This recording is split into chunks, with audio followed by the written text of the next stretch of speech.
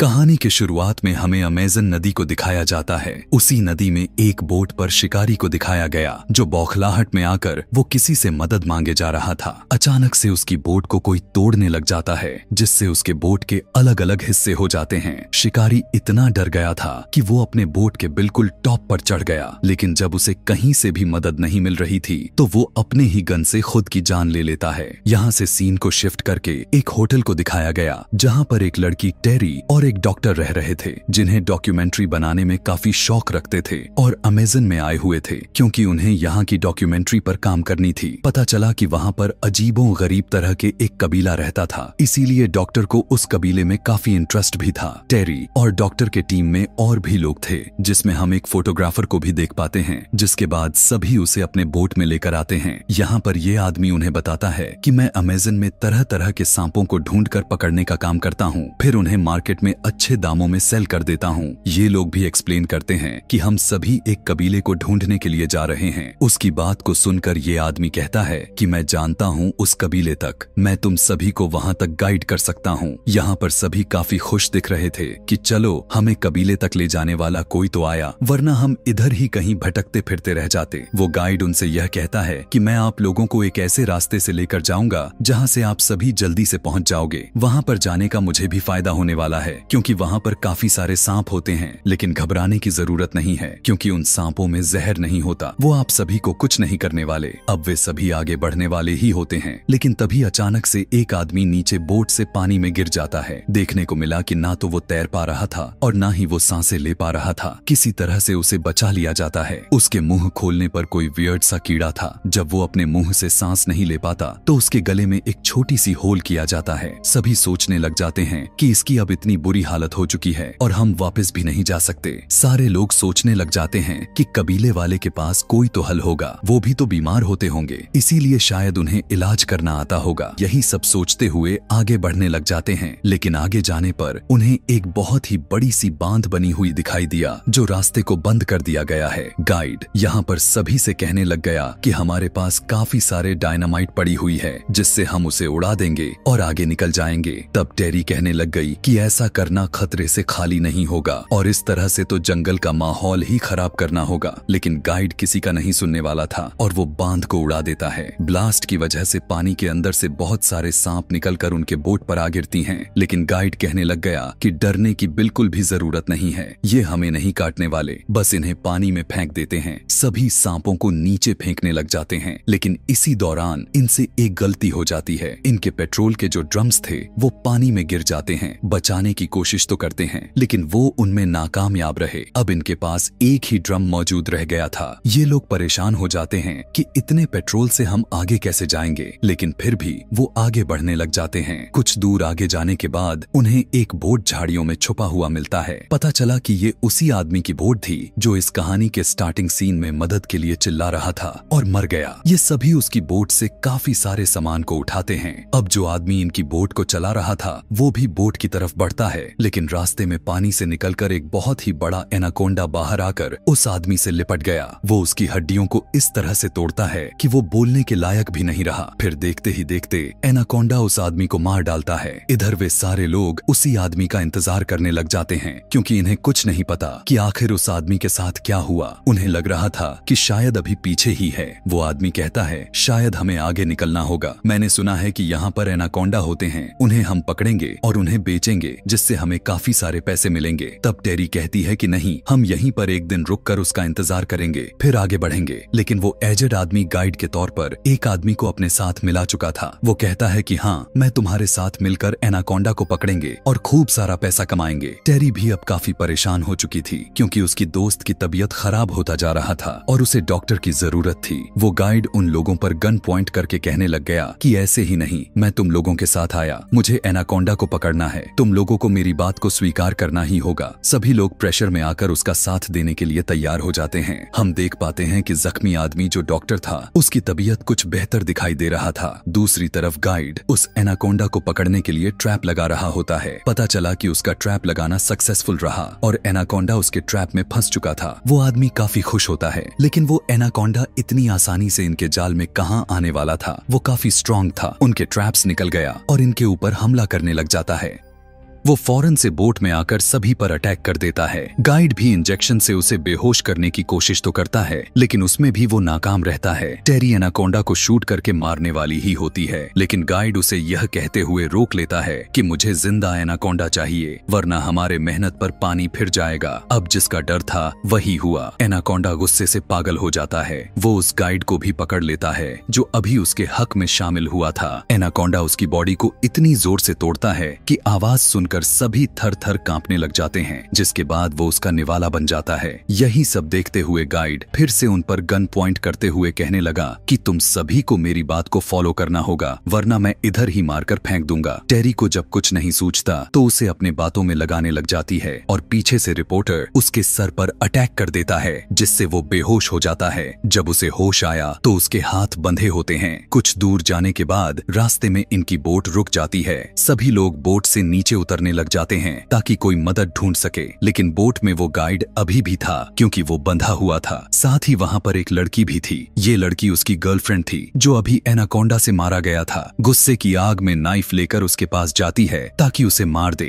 क्योंकि उसी के वजह से उसका बॉयफ्रेंड मरा और उसी के वजह से ये लोग यहाँ पर बुरी तरह से फंसे हुए हैं। लेकिन ये आदमी इतना चालाक था कि उसे टांग मारते हुए उसका गला ही दबा देता है। जो नाइफ उस लड़की के पास थी उससे वो अपनी रस्सी को भी खोल लेता है और फ्री हो गया। दूसरी तरफ पानी के अंदर टेरी के साथ फोटोग्राफर दिखाए जाते हैं, लेकिन तभी वहाँ पर एनाकोंडा आकर इनके ऊपर अटैक जैसे ही करने वाला था, मगर उससे पहले इन्हें भनक लग जाती है, जिससे वो जल्दी से बोट पर चढ़ जाते हैं। जब वो लोग ऊपर आकर एनाकोंडा गन से शूट करने ही वाले ही थे कि तभी वो गाइड आकर उन्हें फिर से रोक लेता है, लेकिन इन्हीं लड़ाई के बीच फोटोग्राफर नीचे पानी में गिर जाता है और एनाकोंडा उसे पकड़कर अपने अंदर लपेटने लग जाता है और उसे जैसे ही मारने वाला होता है, लेकिन तभी टेरी एनाकोंडा के सर पर ही शूट कर देती है। इतना ही नहीं बल्कि वो उसे कई बार शूट करती है, जिससे अब फाइनली एनाकोंडा मर चुका था। यह देखने के बाद तो उस गाइड को काफी गुस्सा आने लग जाता है। गुस्से से वो इतना पागल हो चुका था कि वो टेरी को शूट करके जान से मारने ही वाला होता है, लेकिन तभी वहाँ पर डॉक्टर आ जाता है और उस आदमी के सर पर मारते हुए उसे फिर से बेहोश कर देता है। उसे पानी में फेंककर उसके बोट को लेकर आगे निकल पड़ते हैं। यहाँ पर अब सिर्फ 3 लोग ही थे जो बचे हुए थे, डॉक्टर के साथ टेरी और वो फोटोग्राफर, क्योंकि बाकी के लोगों को तो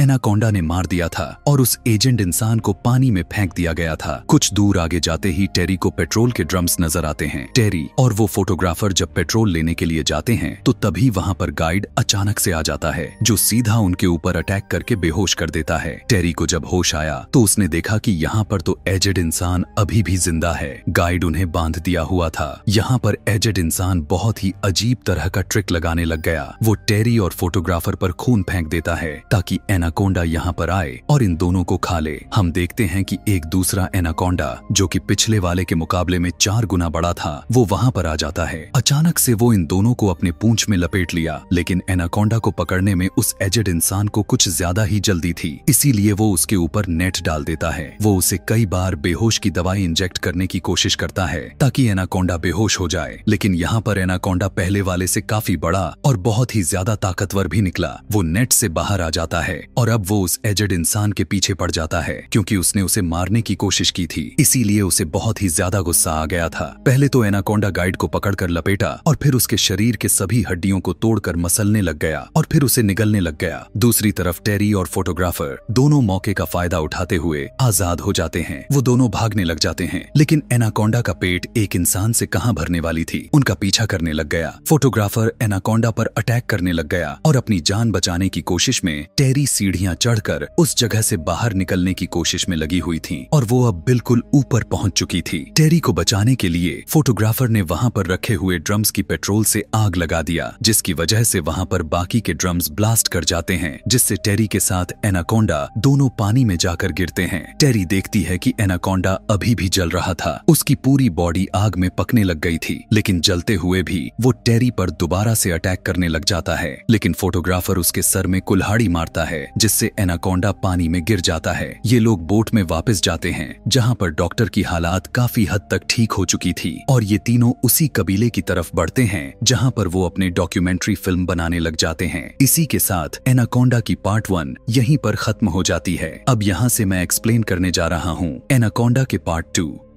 इस कहानी के शुरुआत में उसी कबीले के 2 शिकारियों को देखते हैं। वहीं पर एक शेर भी था जो उनमें से एक शिकारी पर अटैक कर देता है, जिससे वो पानी में गिर जाता है। लेकिन तभी पानी में से कोई चीज उसे नीचे की तरफ खींच लेती है। अब वो क्या चीज थी अभी हमें नहीं दिखाया गया, लेकिन यहीं से सीन को शिफ्ट करके दूसरी तरफ हमें एक आदमी को दिखाया गया जो कि किसी मीटिंग में मौजूद था। उसने कुछ इन्वेस्टर से कुछ पैसे ले रखे थे। उसने यह कहा हुआ था कि मैं उन सभी पैसों को लेकर कोई चीज इवेंट करूंगा, मैं डिस्कवर करूंगा। लेकिन सारे लोग कहते हैं कि तुमने अभी तक ना तो कुछ डिस्कवर की और ना ही कुछ बनाई, इसलिए तुम हमारी पैसे वापस कर दो, और अगर ऐसा नहीं कर सकते तो तुम अपनी रिसर्च को यहीं पर रोक दो, हम और पैसे नहीं देने वाले। वो आदमी कहता है कि आप थोड़ा वेट करने की कोशिश तो करें, मैंने एक फ्लावर को डिस्कवर किया हुआ है जिसका नाम ब्लड आर्चिड है। उसे यूज करके इंसान हमेशा के लिए जवान रह सकता है। वो उन्हें लोकेशन के बारे में भी बताता है कि आखिर ये कहाँ पर मिल सकता है। दरअसल वो जगह एक आइलैंड था। वो सभी अब वहाँ पर जाने के लिए निकल पड़ते हैं। उस रिसर्चर की एक असिस्टेंट भी थी जिसका नाम सैम था। यहाँ पर लोगों को बताया जाता है कि मौसम काफी खराब होने वाला है। वो कहने लग गई कि हमारी बोट इतनी एडवांस नहीं की इतनी खराब मौसम में वहाँ तक जा सके।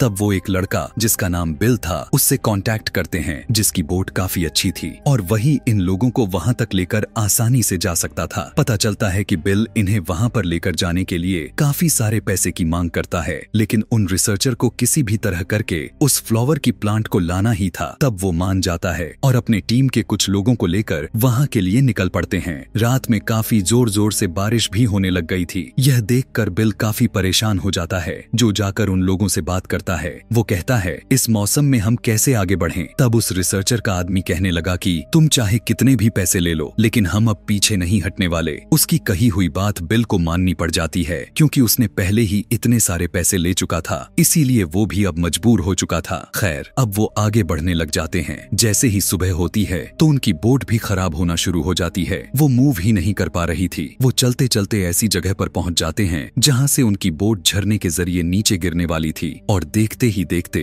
पूरा का पूरा बोट नीचे गिर गया। बोट अब पूरी तरह टूट टूट कर बिखर चुकी थी। जो सामान रिसर्चर और बिल का था वो भी टूट कर खराब हो चुके थे। सभी लोग काफी परेशान हो जाते हैं और किनारे पर आकर बैठ जाते हैं। लेकिन तभी बिल कहने लगा कि परेशान होने की जरूरत नहीं है, यहाँ पर मेरा एक दोस्त है जो कि हमारी मदद कर सकता है। फिर वो लोग किसी तरह से उससे कांटेक्ट करते हैं। तब वो कहता है कि मैं $2000 हेल्प करने के लिए लूंगा, और तुम लोग जहाँ जाना चाहते हो वहाँ पर मैं तुम लोगों को 10 घंटे में पहुँचा दूंगा। लेकिन उन्हें अपने डेस्टिनेशन तक पहुँचने के लिए भी ये लोग वहाँ से गुजरने लग जाते हैं। पेड़ पर बैठा हुआ बंदर कुछ खतरे को भांप लिया था, लेकिन तभी उसी टाइम पर कोई चीज पानी के अंदर से उसे नीचे खींच लेती है, और देखते ही देखते वो मारा जाता है। वो चीज कोई और नहीं बल्कि वो तो एक बहुत ही बड़ा एनाकोंडा था। सारे के सारे अब डर कर वहाँ से भागने लग जाते हैं और एक जगह पर आकर बैठ जाते हैं। तब बिल कहता है कि हमें फौरन से उस जगह पर पहुंचना चाहिए जहाँ से मेरा दोस्त हम सभी को लेकर जाएगा। लेकिन कुछ लोगों का कहना था कि नहीं, हमें इस जगह से अब जितनी जल्दी हो सके निकल जाना चाहिए। लेकिन उस रिसर्चर का आदमी कहता है कि नहीं, हम उस ब्लड आर्चिड फ्लावर को लेकर ही यहाँ से जाने वाले हैं। ना चाहते हुए भी ये लोग आगे बढ़ने लग जाते हैं कि तभी बिल नोटिस करता है कि एक आदमी के गर्दन के पीछे साइड पर कोई कीड़ा है। इनफैक्ट वो लीचीज थी जो कि उसका खून पी रही थी। बिल उस कीड़े को उसके शरीर से अलग कर देता है। जब एक दूसरा आदमी अपने जूते को दोबारा से पहनने लग गया तो उसमें कुछ स्पाइडर होता है। तब बिल का साथी उसे बताता है कि अगर मैं टाइम पर नहीं देखता तो ये स्पाइडर तुम्हें काट लेता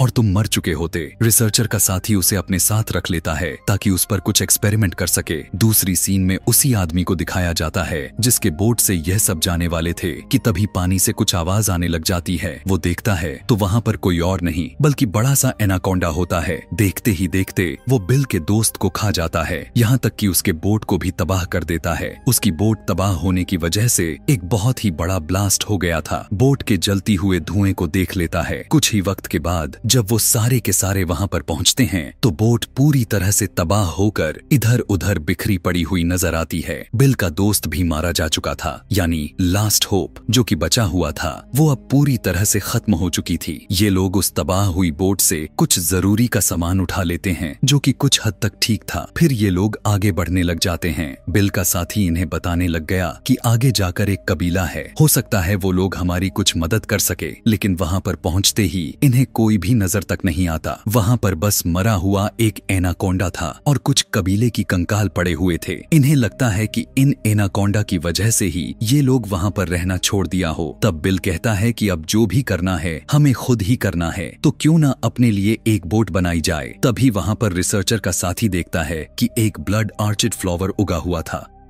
वो सबको बुलाने लग गया और बताने लग गया कि मुझे पता चल गया कि यहाँ के अनाकोंडास इतने लंबे और इतने ताकतवर कैसे हैं। मुझे लगता है ये सभी ब्लड आर्चिड फ्लावर को ही खाते हैं। कहने लग गया कि यहाँ पर और भी ऐसे फ्लावर होंगे और हमें इसी वक्त उन्हें ढूंढना चाहिए। लेकिन बाकी के लोग कहने लग गए कि इसमें फूल से ज्यादा इस जंगल में एनाकोंडा हो सकते हैं। तुम क्या चाहते हो, हम सभी मारे जाएं? वो उन्हें फोर्स करते हुए एक बोट को बना लेता है। दूसरी तरफ रिसर्चर अपने साथी यानी उसी आदमी जिसने स्पाइडर को अपने पास रखा हुआ था उसका सामान देख रहा होता है। उसका सामान को चेक करने लग जाता है। रिसर्चर को पता चलता है कि उसने बिल के मरे हुए दोस्त से कुछ सामान को उठा लिया था जिसमें एक फोन भी था। वो उस फोन के बारे में किसी को कुछ नहीं बताया हुआ था, इसीलिए वो उससे पूछने लग गया कि जब तुम्हारे पास फोन था और हम जब किसी की मदद ले सकते थे तो तुमने इस फोन का यूज क्यों नहीं किया, किसी से कांटेक्ट क्यों नहीं किया? तब वो आदमी कहने लगा कि मैं कांटेक्ट कर सकता था, लेकिन तुम्हें क्या लगता है कि यहाँ पर हमारी मदद के लिए कोई आता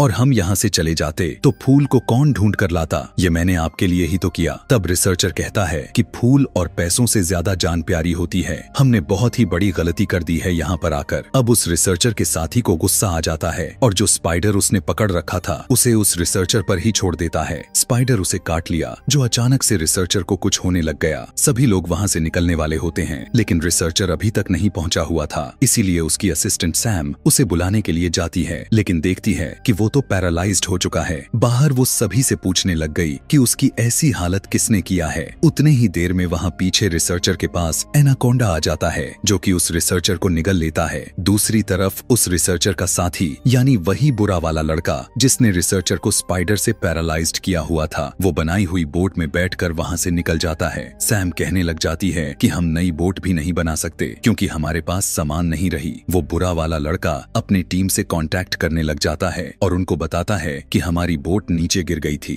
जिसके बाद मैंने किसी को नहीं देखा और मैं अकेला सर्वाइवर बच गया हूँ। ये लड़का असल में चाहता था कि वही उस फ्लावर को ढूंढे और अपना क्रेडिट लेकर अपने टीम के पास चला जाए। दूसरी तरफ जंगल में जब बाकी के लोग जा रहे होते हैं तो उन्हें वहाँ पर एनाकोंडा मिल जाता है। सभी पर एनाकोंडा अटैक करना शुरू कर दिया था। जैसे ही वो सैम को खाने के लिए आगे बढ़ता है तो सैम जल्दी से उसका सर ही काट देती है। पता चला कि यहाँ यह पूरा जंगल एनाकोंडा से भरा पड़ा था। वहाँ पर एक और एनाकोंडा आकर उन्हीं के एक मेंबर को लपेटकर उसे निगलने ही वाला था कि तभी बिल देख लेता है। जब वो एनाकोंडा के सर पर जैसे ही मारता है जिसकी वजह से एनाकोंडा मर जाता है और उस आदमी को छोड़ देता है। इधर वो बुरा लड़का भी उस जगह पर पहुंच चुका था जहाँ पर बहुत सारे ब्लड आर्चिड फ्लावर्स दिख रहे होते हैं। बाकी लोग भी जैसे तैसे करते हुए जंगल तक पहुंच जाते हैं। यहाँ पर ये सभी लोग उस बुरे वाले लड़के के बोट को यूज करके यहाँ से वापस निकलने वाले होते ही हैं, लेकिन उस लड़के को यह फील हो जाता है और वो वापस आ जाता है। अचानक से बिल के सर पर वार करते हुए उसे बेहोश कर देता है और बाकी के सभी लोगों को अपने साथ आने को कहा। वो सैम पर गन पॉइंट करते हुए कहने लग गया कि देखो आगे एनाकोंडास हैं, इसीलिए मैं जैसा कहता हूँ तुम वैसा ही करोगी। तुम यहाँ से जाकर उस फ्लावर को तोड़कर इस बैग में डालोगी। यहाँ पर वो बुरा लड़का अपने जान का रिस्क नहीं ले रहा था, ना चाहते हुए भी सैम को ऐसा करना पड़ जाता है और वो बैग लेकर फ्लावर को तोड़ने लग जाती है कि तभी अचानक से वो पेड़ टूटने लग गया। सैम जल्दी से बैग को बुरे लड़के की तरफ फेंकती है, लेकिन तभी वहाँ पर बिल आकर उस बुरे वाले लड़के पर अटैक कर देता है क्योंकि उसे होश आ गया था।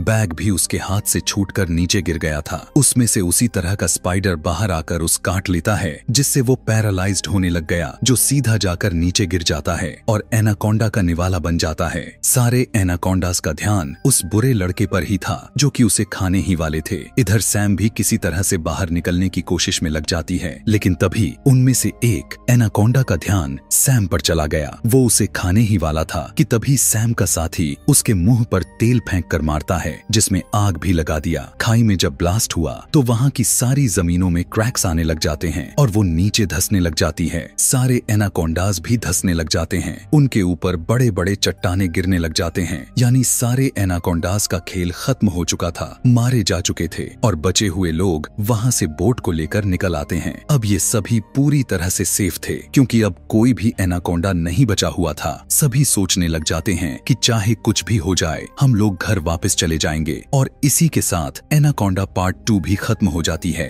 आगे की कहानी यानी एनाकोंडा के पार्ट 3 देखने के लिए कमेंट में पार्ट 3 लिखना ना भूलें। और अगर पार्ट 3 और पार्ट 4 दोनों एक ही साथ एक ही वीडियो में देखना चाहते हैं तो चैनल को सब्सक्राइब करना बिल्कुल भी ना भूलें। Thanks for watching.